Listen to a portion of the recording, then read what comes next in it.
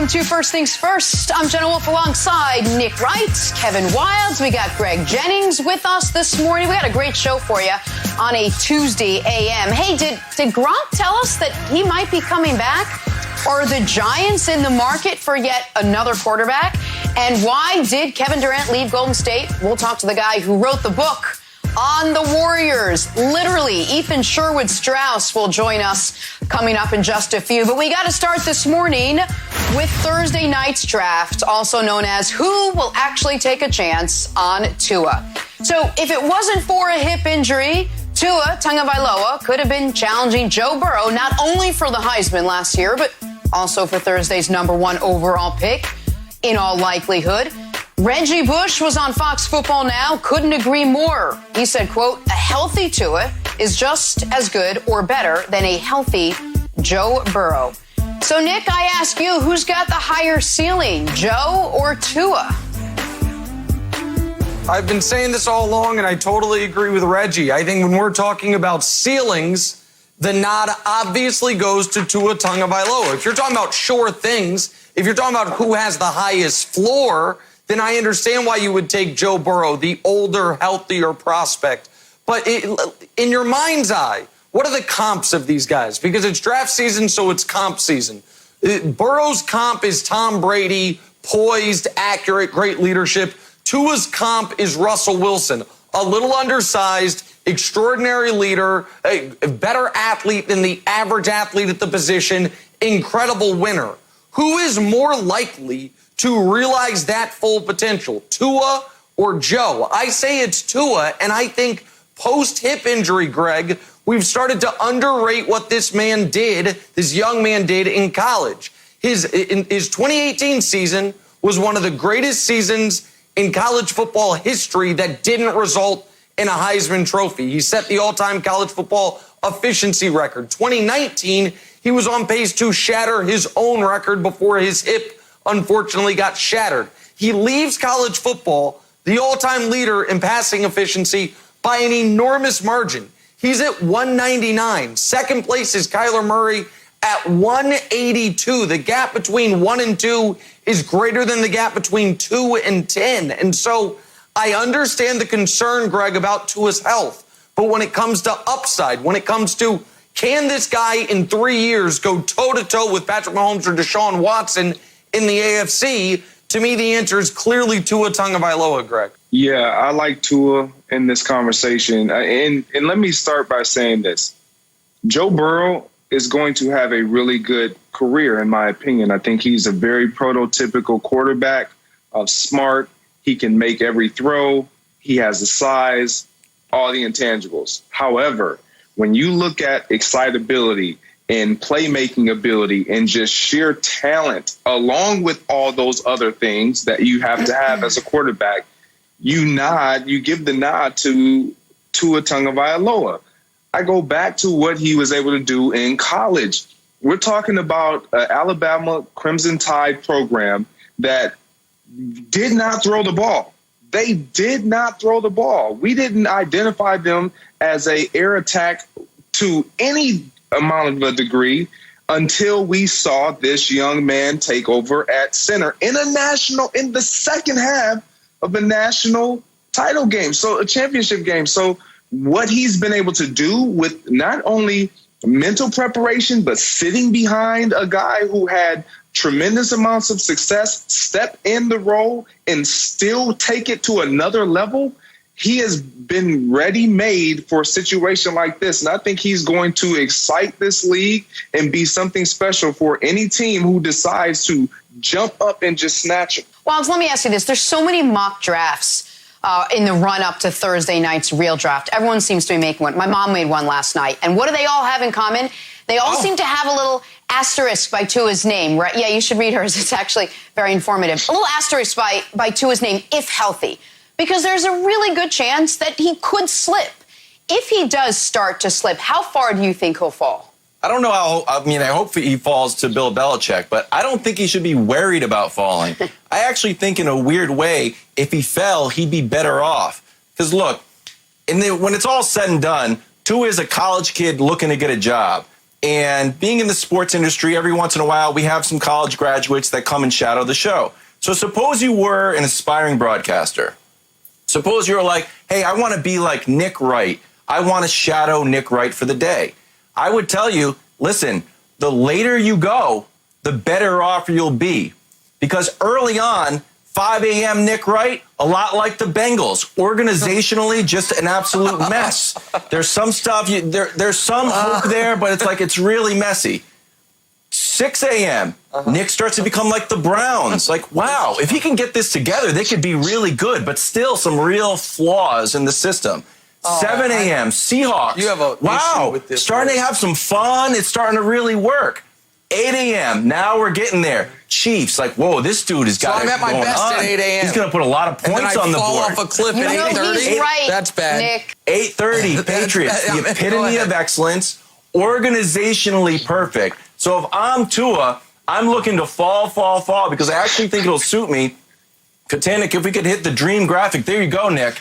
The further he falls, the better off he'll be. All right, well, obviously you had the Chiefs and Patriots transposed. If I'm a Seahawks fan, I'm a little upset you had the Patriots ahead of them as well. But other than that mistake, your point is well taken in this regard. We can remove that graphic. We don't need to show that anymore.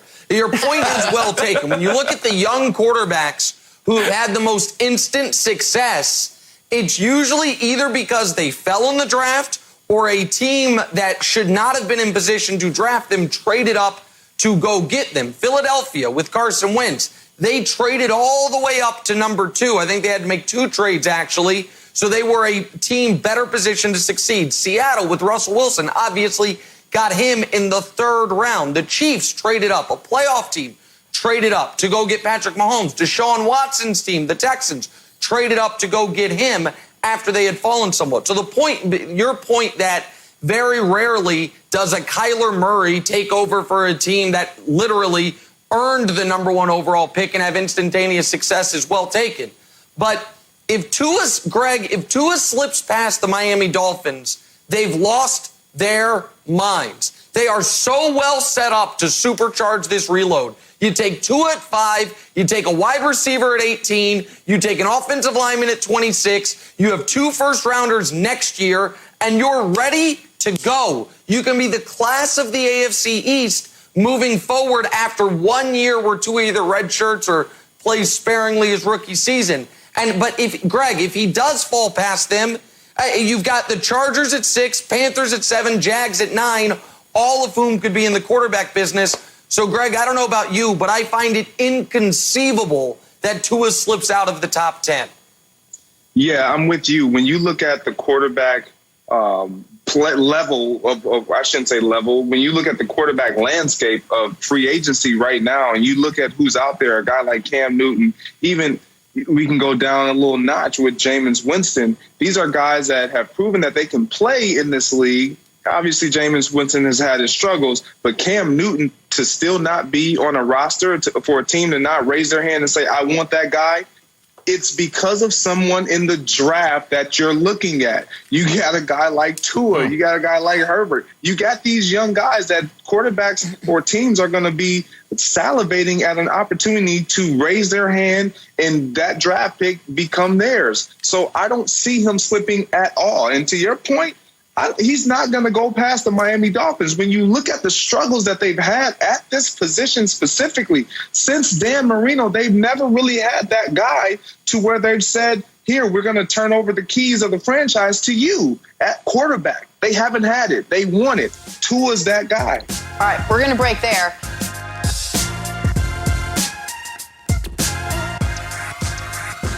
Here's a message from our sponsor, ZipRecruiter. Right now, we cannot be overwhelmed. We have to work to keep our loved ones safe and protect our communities. We have to work to stay strong, to stay connected, to stay focused.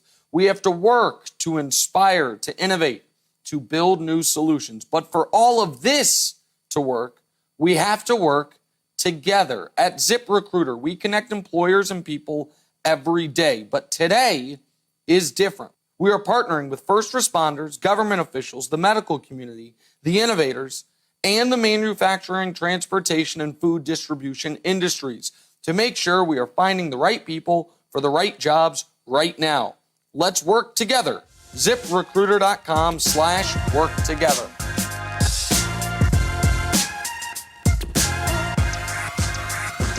Time for a little drawing a blank. So the New York Giants drafted a quarterback. His name was Daniel Jones. He was taken with the 6th overall pick last year. That hasn't apparently stopped them from reportedly spending a lot of time researching another quarterback ahead of this year's draft on Thursday, Oregon's Justin Herbert. Nick, the Giants doing a deep dive on quarterback Justin Herbert is blank. Wasted time. Listen, I understand the Patriots are famous. They interview these players. They start a file. They create a file. And when those players hit free agency, they have a decided schematic advantage on everyone. And Joe Judge came from that system, so now he's doing it with Justin Herbert. The problem is this. Justin Herbert plays quarterback. If Justin Herbert ever hits free agency as a quarterback, it means he's not any good. It means his team drafted him is like, don't want him. So this is just wasted time by the Giants. You want to do this because you think you might find Kyle Van Noy 2.0 later with a linebacker that's going to go in the mid-round? Fine. But to do it on a guy that's going to go in the top 15 at a position you're not drafting, the one thing every team, Greg, has an equal amount of is time, and the Giants are wasting theirs by trying to create a file they're never going to use 8 years from now on Justin Herbert. I think it's Cardinals-esque. And the reason why I say that is when you look at the Arizona Cardinals, they had what we thought was their number one quarterback 2 years ago. And then Cliff Kingsbury's come to town as a head coach. And he's like, you know what? I like this other guy. This guy that I was very fond of in college named Kyler Murray. Guy. So his guy. Wow. So now you look at the Giants situation. And this league is about trends. It's a copycat league. Joe Judge, maybe that's not the guy that they want or he wants. And so maybe Justin Herbert fits his mode a little bit better and what he wants his team to look like, his leadership to look like, his quarterback to play like. I don't know. I just think it's very Cardinals-esque. See, I wrote Cats on Leashes. Like, I know what you're doing, but it's still just weird. I understand it, but it's just weird. Like, I don't think they're gonna draft him.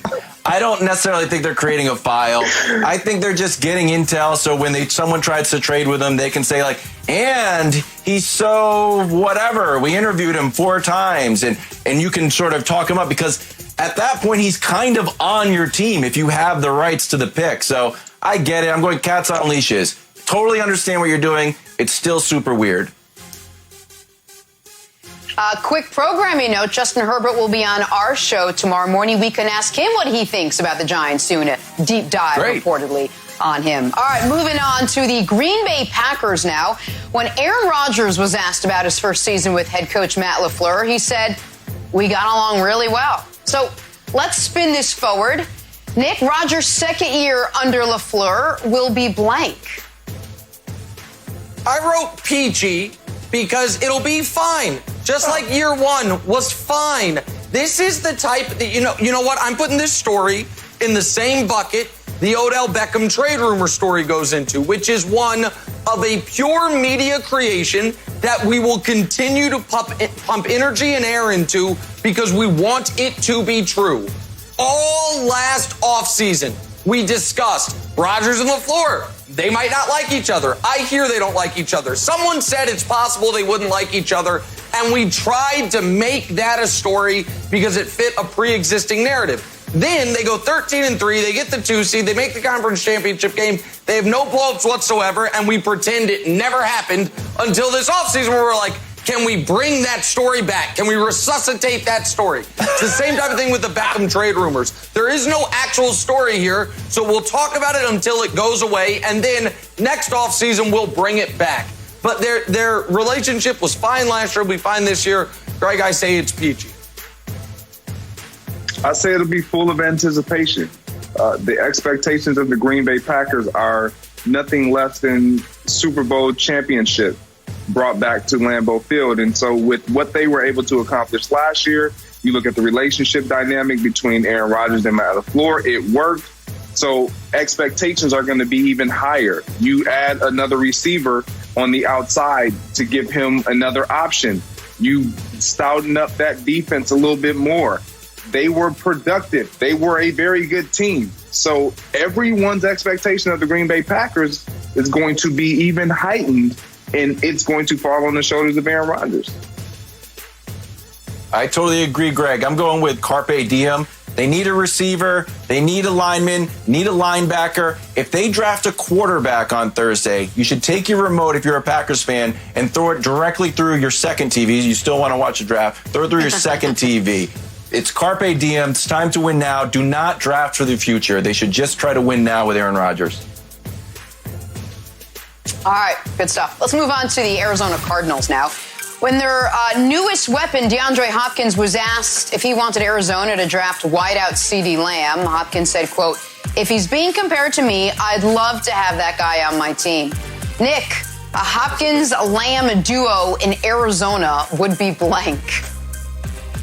First of all, that is a great quote by DeAndre Hopkins. I love it so much. But to answer your question, Jenna, it'd be dangerous. But not dangerous in the way people think, oh, yeah, Hopkins on one side, CD on the other side, or in the slot, Larry Fitzgerald, Christian Kirk, Andy Isabella. No, dangerous for Kyler Murray's health. Dangerous for the defense's ability to get off the field. Because if they draft CeeDee Lamb, it means they didn't address the abysmal defense. They didn't address that awful offensive line. So dangerous in the worst ways possible. This is the one spot the Cardinals are absolutely set at. You could argue the spot they are now best in the league at is wide receiver depth. So it would be dangerous because if you add to that, you are taking away from somewhere else, and it wouldn't matter what weapons you have if Kyler's just running for his life all season. So I say it'd be dangerous, Greg. I'm going to jump in the car with you, and I'm going to say explosive. And I was thinking the same thing. Not explosive in your typical way that you think it would be explosive. Yeah. It could potentially blow up in their face because having very explosive individuals on the outside doesn't always bode well, specifically when you haven't gotten that protection to get them the ball. So I don't know if this would be even something that could work. It would look great in practice. It would look great on film when they did strike gold, but I don't think it would be the mode of consistency that they would be looking for. I mean, you guys are so boring. Those are the most boring answers. Don't you? I want excitement. I put Rookie of the Year. I loved this. We put it. I loved it. Put up the grab. I thought he could be Rookie of the Year. It reminds me of Michael Thomas and Alvin Kamara. Put two people on the outside. Oh, look, where's the defense supposed to pay attention to? Don't know. Next thing you know, Rookie of the Year for Alvin Kamara. I loved it. You guys are so scared. Don't worry about it. Let them run. Let's have some fun. Throw the ball around Arizona. Offensive line. Come on, Nick. I'm so scared. Deep. It's explosive in a scary way. Come on. Have fun. Let's go. All right. It is a day of the week. Here we go. And because it is a day of the week, an NFL team has unveiled their new uniform colors. The latest, the New England Patriots. I don't know, Nick. I feel like Tua would look good in one of these. Nick, the new Pats uniforms are blank. All they've got. And they are sharp.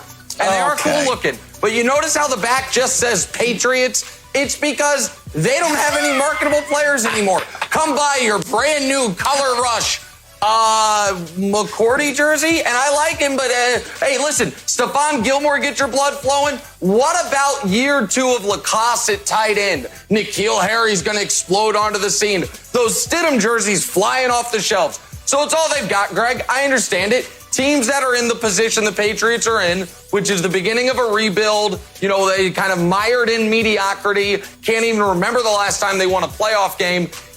Those teams, they've got to do things like this, kind of sleight of hand, little 3-card monte in Central Park to try to get you looking one way while you're going another way. So that's what I say, Greg, all they've got. They're the same. Central Park. The same jerseys. I looked at them and I was trying to identify what's different, what's new. They're the same jerseys. As a player, you get excited when you hear we're going to get new jerseys. You start thinking, man, oh shoot, I'm going to look good in this. And then I saw this and I'm like, it's the same jersey they wore last year. I've seen him in It's this. a nice jersey, Greg. Stop it, man. This is the same jersey. Jenna, I wrote clothes. My brother lives in Cambridge. He tells a funny story. He goes to pick up his buddy. His buddy's got a t-shirt on. He's like, oh, I got to change. We're going out. I got to change. And I got to change my shirt. And he comes out with a Patriots jersey on. That's what my brother said. He's like, in other towns, they're called jerseys. And in Boston, they're just called clothes. You got your blue shirt. You got your green shirt. You got your yellow. You got your yellow and black and white shirt. Just clothing. Well, So I think it's nice clothing. It's a nice navy blue shirt. Well, he's going to have two navy blue shirts now, according to Greg. One that he wore last year, and now this new same exact navy blue shirt. All right, we're going to take a little turn now. We've been sitting on the edge of our seats as Nick has been going through LeBron James' top 10 playoff performances. Nick, who do you have at number 4 today? Which game? All right, now we're getting to really, truly the cream of the crop. You see the 10 through 5, pardon me, in front of you. Number 4, though, was the final game of arguably the finest season LeBron James has ever had.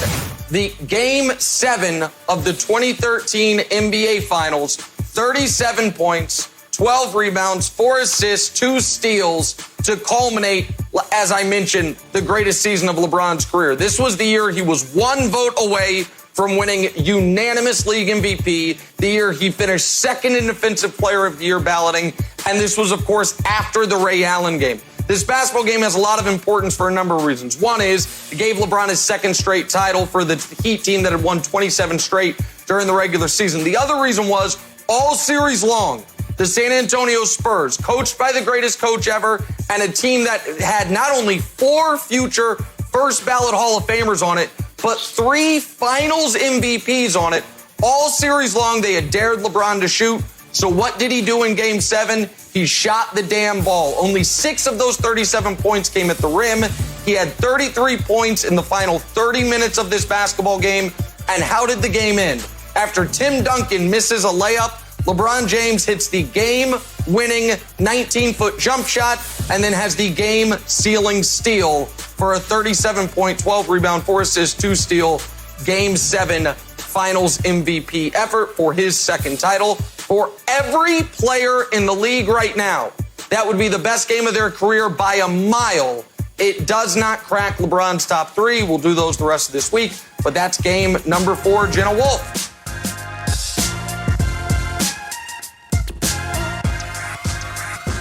Back here on First Things First, now joined by Ethan Sherwood Strauss, who just released his new book, The Victory Machine, The Making and Unmaking of the Warriors Dynasty. Ethan, good morning. We're going to jump right in. There's so much to cover here. The book itself covers such a wide range of topics, all things Warriors. I think the widest, there it is, the widest is probably what went down with Kevin Durant. You said before the book was published, you reached out to KD, and he texted you back. I want to make sure I got this right. He wrote, bleep you, bleep your sources, and let me just round this out, bleep your book, which pretty much covers that. I'm curious, and I think you thoroughly enjoyed it too. Has Kevin Durant reached out to you since the book has been released? And if not, how surprised are you by that? He hasn't. I'm not surprised by that. I think maybe that's a sign of progress. I don't know. It's he used to really monitor what was being said about him in the Bay Area media, and perhaps now in a new situation, he may have moved on. But I did appreciate that. If you reach out to somebody for comment, it's not always as colorful as that. Sometimes it's just a no comment if people don't want to deal with you or no response. So that response was just fine with me. I can't recommend the book strongly enough. It's a super easy, fast read, and it's not just about Kevin Durant. If you're an NBA fan, it gets into the not only pre-Durant, the pre-Steph Warriors. It gives you a good look on Joe Lacob, on Bob Myers. It's a really, really well-done book, but we're obviously going to focus most of this time on the Durant piece of it. I walked away from the book, Ethan, saying, kind of confirming that if there's one thing Durant could fix and it would change his life, it would be an insecurity level that is not commensurate with his talents, abilities, or successes. Do you agree with that? And having been around him for a few years, if you agree, what do you think the source of that is? I mean, I might agree with that, but this is what's so complicated is that the great players often have lopsided personalities. I mean, it's not a normal thing to achieve so much. Just look at Michael Jordan in The Last Dance. He wasn't the nicest guy in the world. And you have to wonder with Kevin Durant, I mean, he's always been a basketball genius, but you have to wonder if that insecurity and trying to prove to everybody that you belong and that you're great, that insecurity might have been the fuel that made him as great as he was. And maybe we would tell stories about it like we do MJ cheating at cards, about how he's so competitive. But with KD in the internet age, we almost see too much of it, and it just leads to more criticism than it does to a hagiography. Ethan, I want to follow up there. Let's alternate universe for a moment. The Warriors, the first season goes exactly the way it actually did. But starting with that parade, it becomes just a tribute to Durant. There's none of the kind of the steps, the PR guy and GM don't step in it with saying, well, Steph earned it. The folks like me in the media say Kevin Durant has clearly become the greatest player in the world. If all of that had happened, is Kevin Durant still a Warrior? I think so. I think there's all this focus on Draymond, the blow up with Draymond. And I think it's pretty clear with Kevin Durant. I mean, what do you guys think? I can't claim to read his mind, but what do you guys think? Do you think that he's more influenced and bothered by the external conversation or the internal conversation in the locker room? I think we all know what the answer is to that particular question. And what happened is KD beats LeBron in the finals, and the conversation the next season doesn't adjust. We say, you joined a 73-win team. We don't think you're the best player. We still think LeBron is the best player. And then he does it again, and the conversation is the same. If you talk to people around the Warriors, that really bothered him immensely because it seemed like he got a raw deal from his perspective. Ethan, congratulations on the book. Draymond had some interesting quotes yesterday. He was doing a compare contrast with his Warriors and Jordan's Warriors after The Last Dance. And his main issue was Phil put The Last Dance literally on the first page. This is it for us. And he thought that helped galvanize the team. And he compared that to the Warriors, where it was sort of the elephant in the room, he called it. Durant's probably going to leave, but we're not really addressing it. And that was a constant stress the entire time. Do you feel like that was I guess, what are your thoughts on Draymond's take on the comparisons of the Bulls season and the Warriors season? I think he's right about that. But, when people say that, Kevin Durant, he didn't have to tell anybody anything. It's his decision. I also understand that as well. But here's the thing with the elephant in the room. Yeah, it was an elephant in the room. But you got to combine it with the other factors, such as KD was pretty miserable that season. If KD was happy, if the elephant in the room was happy, if it was a happy elephant, then I don't think there would have been as much of an issue with them being in limbo. They could have dealt with it. If he was happy-go-lucky, smiling, hey, let's win this championship, and I'm going to figure out the contract later on, I think that situation would have been amenable. But it was the combination of not saying it and also not being very happy that I think was a drag on the other guy. I think, Ethan, one of the takeaways from the book was just how seemingly unfulfilled Kevin Durant seems to be on a day in and day out basis, that he's on this constant quest to find something. He just is not exactly sure what that something is. I'm curious what you think, which decision that he made was more interesting to you, leaving the Thunder for a 73-win Warriors team or leaving the Warriors after 3 straight trips to the finals to join the Nets? Which decision did you scratch your head a little bit more with? I think the second decision, and because of Nets. I mean, the Nets part, let's face it, I don't want to offend any Brooklyn Nets fans who might be watching. I know that they do exist, even though not in as large numbers as Knicks fans do. But it's just a franchise that you don't associate a lot of lore and glory with. And they had some good pieces, and his friend Kyrie Irving was going there. But it just seems like a very just strange decision. Maybe it will be validated. Maybe he'll win a championship in Brooklyn and he can laugh at us. But not the leaving the Warriors part. That made sense. The story had run out, right? But going to the Nets, that was my reaction. Ethan, I think it was the first time you and I ever spoke one-on-one or spoke, it was, I think, via Twitter DM, was after one of the few times he was universally praised by the media, was when he gave real basketball analysis about being top locked against the Clippers defense. Yep. And everyone's like, wow, this is so informative. But that was also during a bit of a Cold War between he and Steve Kerr in media comments. Kerr would say one thing and KD would come out and be like, oh, I thought we were about joy, not playing with anger.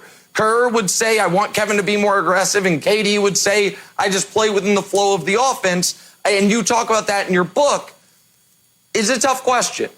Was Steve Kerr relieved, do you believe, by Kevin Durant's decision? I don't think he was relieved because I don't think he saw it going any other kind of way. I think he was relieved to be without that particular issue.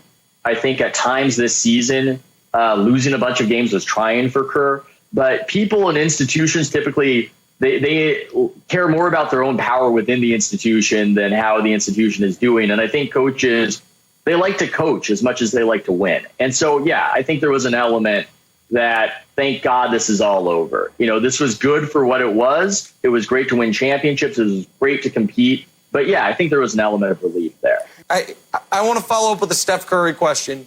I don't know if KD will read the book. If he does, I'm sure one of his takeaways will be, once again, Ethan just loving on Steph. Steph can do no wrong. I mean, the golden boy does everything right.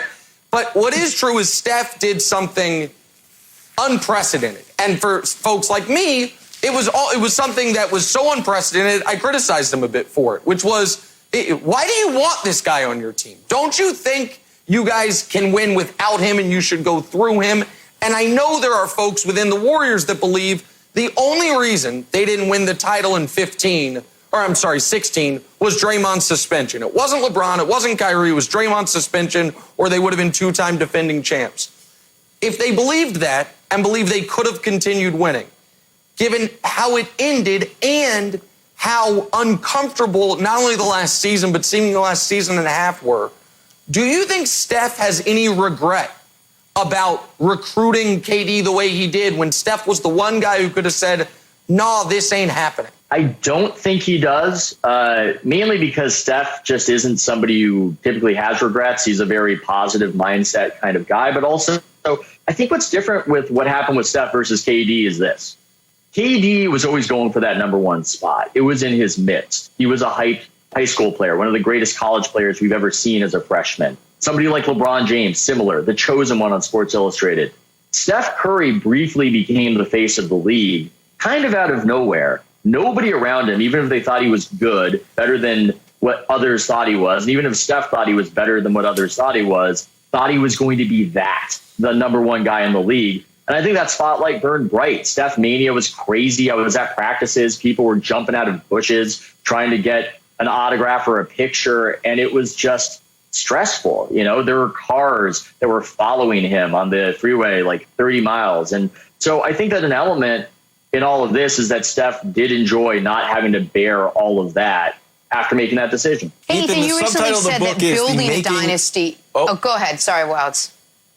Sorry about that. Go ahead. Okay. I jumped in. I got excited. We have Ethan okay with us. So hey, it's a good book. Ethan, it's called the Making and Unmaking of the Warriors Dynasty. Are you sure, and is Warriors ownership sure that this dynasty is over? They've got a lottery pick coming up. Everybody's going to be healthy again. What's Joe Lacob and the ownership team? What are they thinking about the end of their dynasty? I mean, Joe Lacob would reject the premise of this. Joe Lacob is one of those speak it into existence, chest puffed out. If I say it's going to happen, it's going to happen. This Andrew Wiggins deal is better than what you could possibly imagine. We are completely rebuilt, and we are going to take the league by storm. That's his mentality. I think that the people below him have more of a realistic take. Steve Kerr said before this whole lockdown of really the country and the world, we're never going to be that team that we were. We're never going to be that team in 2017. That is over. We will never get there again. He pronounced it with a finality. Now, they could maybe get back into the playoffs with their savvy vets and with their stars, maybe even make a run. But I just don't see this team as a prohibitive favorite anytime soon. So then based off that, it becomes for the Warriors building a dynasty versus keeping a dynasty. You recently said building one seems to be easier. Why do you think that is? Well, it's certainly more fun. I mean, the ascent is certainly more fun, right? I don't know if it's easier, but it seems to be more emotionally fulfilling. You know, there's a part of this book where Steve Kerr is reading an article about the Milwaukee Bucks and their ascension, and he just throws his phone because he just misses the rise. Just the rise to greatness is so much more fun than having it and holding it. And you could see that with the Warriors and how not so happy they got at the end, especially Kevin Durant. And you see it in this documentary with the Bulls. At a certain point, winning has diminishing returns. And the difference between winning 3 championships versus 4 championships just isn't a lot compared to all the struggle and strife that there is to get it. So I don't know if it's easier to build it, but I just know that it's a lot more fun. Ethan, we'll let you out of here on this one. We got about a minute left. It's another hypothetical. You write in the book about how Kevin Durant got something of a hero send-off, in large part because of how tragically his final game with the Warriors ended. If KD hadn't torn his Achilles and they just lose in the NBA Finals, Clay still gets hurt, they lose. How do you think the reception in the Bay Area would have been to his decision? And how do you think he would have been remembered in the Bay Area if there wasn't this tragic ending to it? I think he would have been remembered worse. I think the reception would not have been as good. I think that the injury was a mitigating factor. And, you know, I think KD, unless I missed it, never in his outro thanked the fans or anything like that. It was quite unceremonious. And the Warriors are trying to, you know, we're going to retire your number. Here's a mural. So I think the fans are going to embrace him if he ever embraces them back. And I think a lot of that does have to do with that untimely, gruesome injury. The book is called The Victory Machine, The Making and Unmaking of the Warriors Dynasty. Ethan Sherwood Strauss, thank you so much for being with us this morning.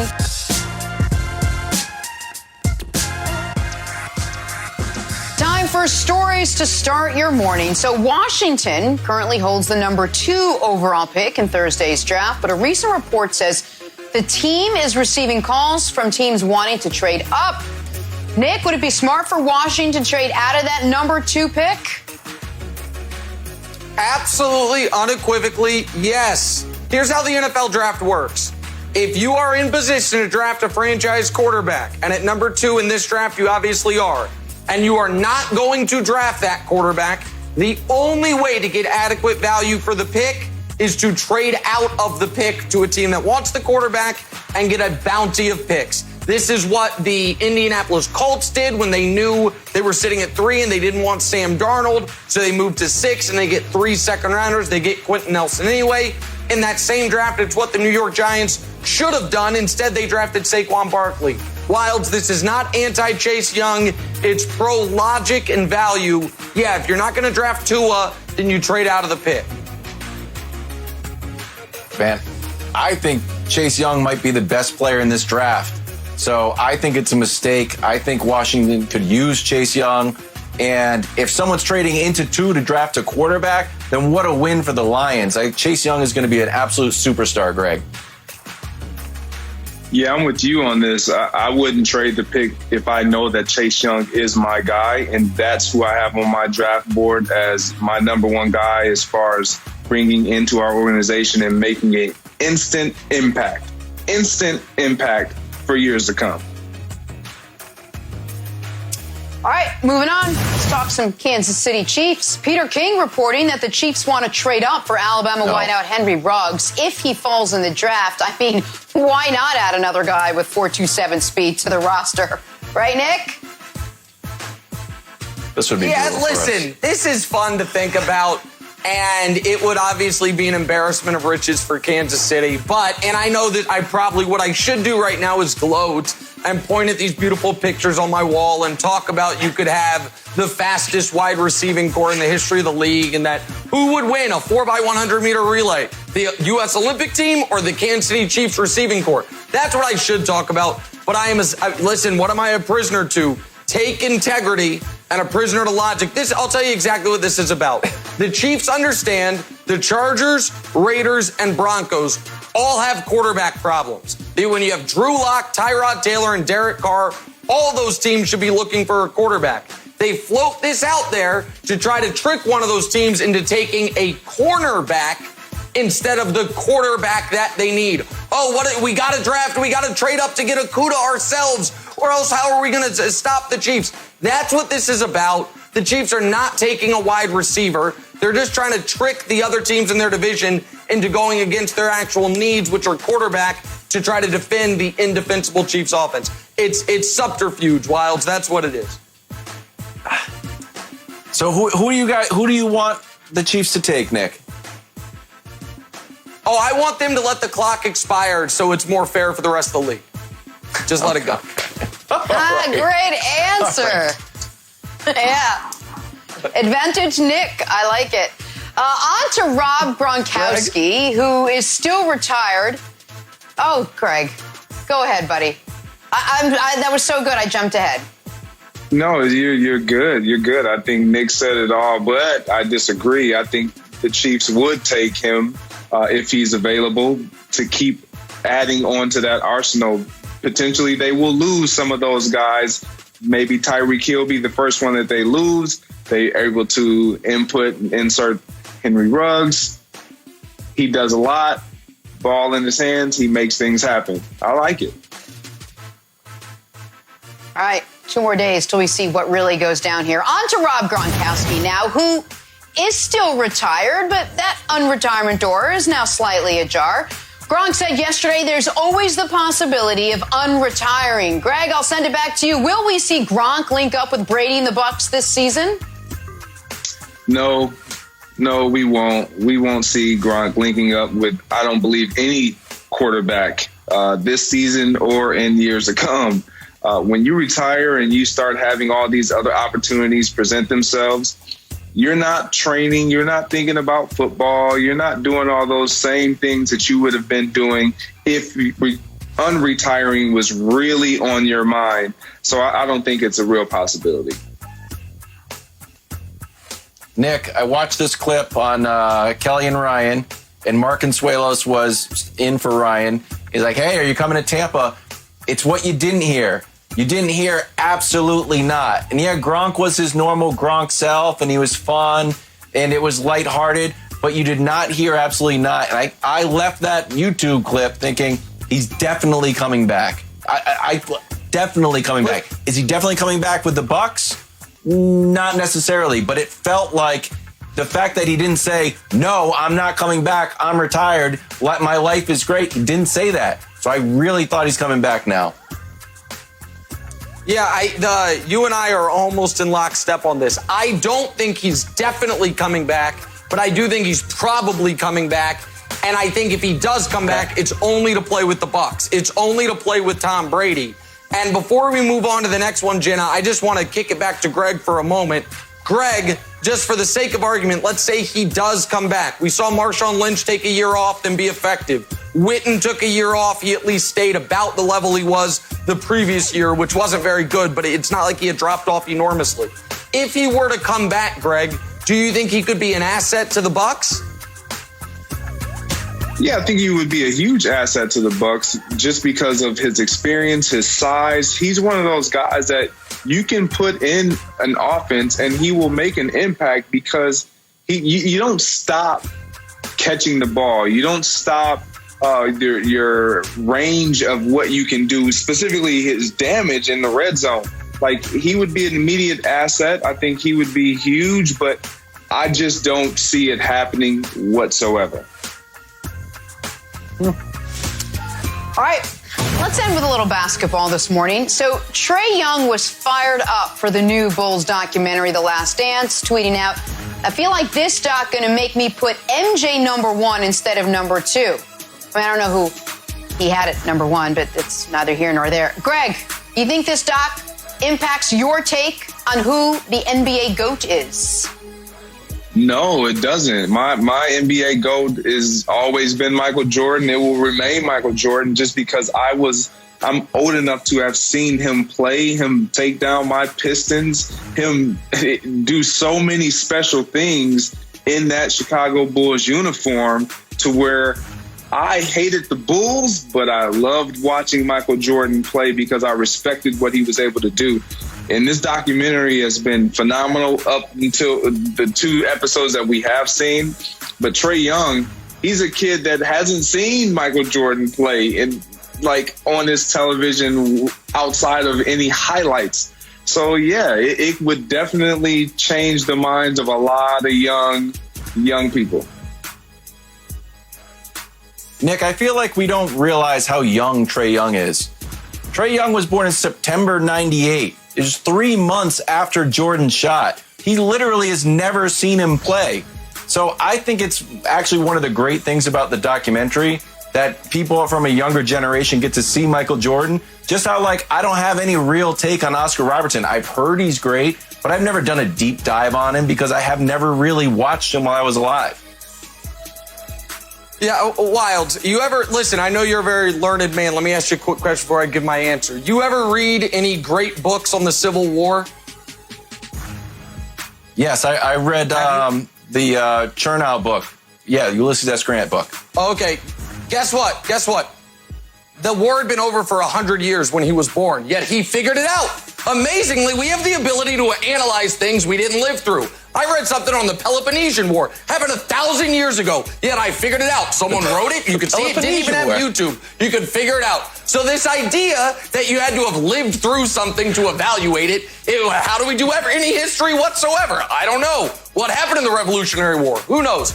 But the most important part of this quote is the word make. Because this is obviously, and this is an incredibly well done documentary, and I'm thrilled to watch it, and I'm excited to watch it. But this is the reason for the doc, to make people re-elevate Michael Jordan. Why did Jordan finally, after having this footage for 20 years, finally green-light it? Because he felt something right on his tail until it passed him. And that was, of course, LeBron. So yeah, listen, the media is powerful. It'll create some people to make wrong choices and evaluations. Trae Young will come to his senses, though, Jenna. That's going to do it for us. We got to go. Back here tomorrow morning. Justin Herbert will join us. Stay safe, everyone. Nice.